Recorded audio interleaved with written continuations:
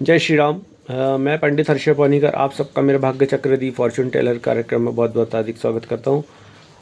आप सभी लोगों को श्रावण मास की बहुत बहुत हार्दिक शुभकामनाएं। मैं महादेव से प्रार्थना करूँगा कि मेरे जो भी दर्शक ये चैनल मेरा देख रहे हों उन सबकी मनोकामना अवश्य पूरी हो और आप सभी के भोलेनाथ भंडार भरे रखें।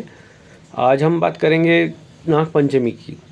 क्यों की जाती नागों की पूजा और क्या है इनका मानव जाति से संबंध और कैसे हुई थी नागों की उत्पत्ति। देखिए, प्राचीन कथाओं और ग्रंथों के प्राप्त जानकारी के अनुसार ये जो ऋषि कश्यप की जो पत्नी थी कद्रु, उनके गर्भ से नागों की उत्पत्ति मानी गई है। और नागों का संबंध हम मानव जाति से ये है कि हम पूर्व काल में मानव और नाग एक ही लोक पे रहे, अर्थात मानव की भी उत्पत्ति उन्हीं के साथ मानी जाती है। इसी प्रकार से हम बात करेंगे कि आखिर क्यों की जाती इनकी पूजा। देखिए, हमारे शास्त्रों में अर्थात कई प्रकार के नागों का वर्णन आता है, जिसमें कालिया, वासुकी, तक्षक, कारकोटक और शंखपाल, विभिन्न प्रकार के नागों का वर्णन आता है। जैसे हम अभी भूलोक में हम जिसे कोबरा के नाम से जानते हैं और पायथन, इसके विभिन्न प्रकार के नाम होते हैं और बहुत सारे जंगलों में विभिन्न और हर देश में अलग अलग प्रकार के नाग पाए जाते हैं, अर्थात सर्प और नाग पाए जाते हैं। देखिए, इनका पूजन का विधान ये है कि इनके नागों के द्वारा भी जैसे मनुष्य होते हैं उसी प्रकार से मनुष्य साधना करते हैं, उसी प्रकार से नाग देवता भी साधना करते हैं। और नागों का जो शास्त्रों में बताया गया, तंत्र शास्त्र में, उसको कुंडलिनी शक्ति से जोड़ा गया है।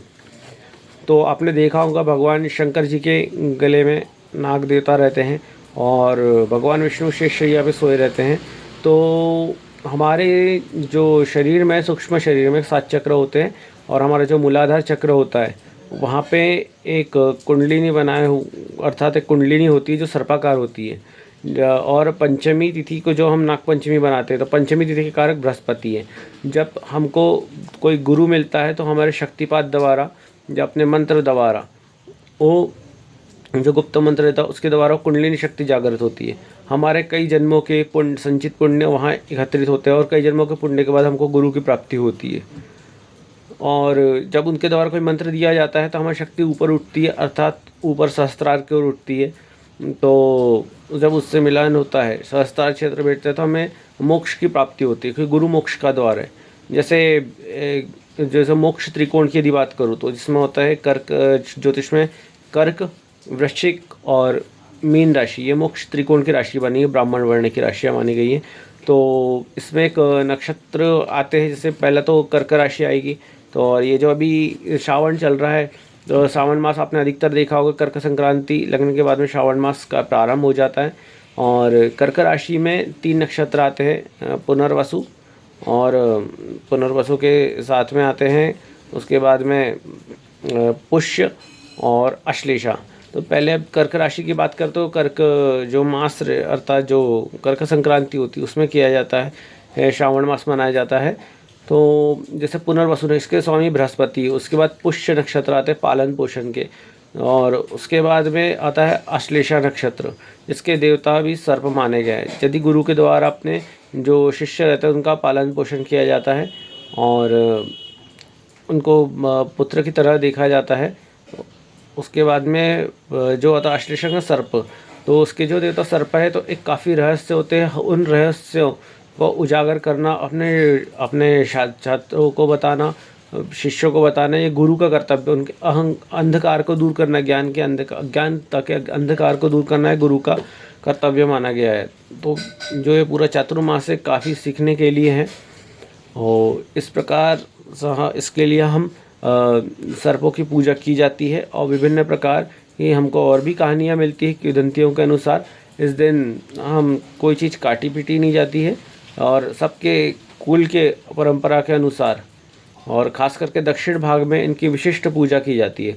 ज्योतिष में हम इसको राहु से जोड़ के देखते हैं और राहु यदि पंचम भाव में हो तो हम मानते हैं कि इनको सर्प शाप योग है। और यदि किसी के साथ में युति करे, तो जैसे शनि के साथ में करे तो इसको नंदी योग माना जाता है। और जिस भी ग्रह के साथ करे तो उस ग्रह की शक्ति अपने वो ग्रस लेता है। जैसे सर्प का कार्य है ग्रसना, तो उसी प्रकार से उस ग्रह की शक्ति या उस भाव की शक्ति के अनुसार फल देता है। तो इस दिन पूजा करने से राहु के दुष्परिणाम से मुक्ति मिलती है। इस दिन इनकी पूजा कैसे करें, देखिए पहले तो स्नान आदि से निवृत्त होने के बाद में अब सभी लोग शिव मंदिर जाएं, पहले शिव जी का पूजन करें, फिर नागों के ऊपर जल चढ़ाए, उनको हल्दी कुमकुम लगाए और उसके बाद में उनको खील बताशे चढ़ाए, दूध चढ़ाए, खील बताशे चढ़ाए। और हो सके तो नाग शांति स्तोत्र या नवनाग स्तोत्र का पाठ अवश्य करें। इससे आपको जिनको भी महादशा चल रही है राहु की या किसी प्रकार से निगेटिव राहु का असर हो रहा है तो उसका आप जप कर सकते हैं नवनाग स्तोत्र वगैरह का। और साथ में एक कार्य कीजिएगा, चांदी के नाग नागिन मिलते हैं स्वर्ण के भी, तो आप वहाँ पे उनका पूजन करें। पहले शिव का पूजन करें, फिर उनका पूजन करें और उनको पाताल लोक अर्थात किसी नदी में प्रवाहित कर दें। और सेकेंड चीज़ ये है कि इनको 7 प्रकार का अनाज अवश्य चढ़ाए राहु के तो समझ, और एक गीला और एक सूखा नारियल अवश्य चढ़ाइएगा वहाँ पे। फोड़ना नहीं है, ओनली समर्पित करना है अपने को, कि इस दिन कोई भी चीज़ काटी पीटी या फोड़ी नहीं जाती, ना सिलाई की जाती है। और एक धागा ले लीजिए, धागा लेने के बाद में उसको 7 गांठ लगाइए सर्प के आकार के जैसे, और उसको वो जल के छींटी दीजिए सब तरफ। ओम कुरुकुल्ले फट, ओम कुरुकुल्ले फट करके इसका आप जप करें और सब दूर छींटे दे के पूजा करें। और अलग अलग प्रकार की सबकी रीति रिवाजें हैं, खास करके दक्षिण भाग में विशिष्ट पूजा की जाती है इन लोगों की, और उनको देवता स्वरूप माना जाता है। क्योंकि हमारे से माना जाता है कि जो इसने अपनी कुंडलिनी शक्ति जागृत कर ली और तो वह अच्छा काफ़ी पूजनीय माना गया है। कुंडलिनी शक्ति अर्थात किसी गुरु के सानिध्य में प्राप्त करना, कुंडलिनी शक्ति जागरण का अर्थ है बुराइयों पे विजय प्राप्त करना। राहु जो है वो कलयुग का देवता है। आप देख सकते हैं कलयुग को विभिन्न प्रकार के स्थान बताए गए हैं, शराब का ठिकाना वगैरह, वेश्यालय वगैरह। तो इन सब चीज़ों से जो व्यक्त होता है और गुरु की शरण में जाता है, अपनी जो बुराइयों को त्याग देता, काफ़ी पूजनीय होता है। तो एक तरफ सर्प है, आप सभी के मित्र है, जो खास करके किसानों के जो आपकी फसलों को भी बचाते हैं। और इसके लिए किसानों को दोबारा विशिष्ट पूजा की जाती है सावन के इसमें नागों की।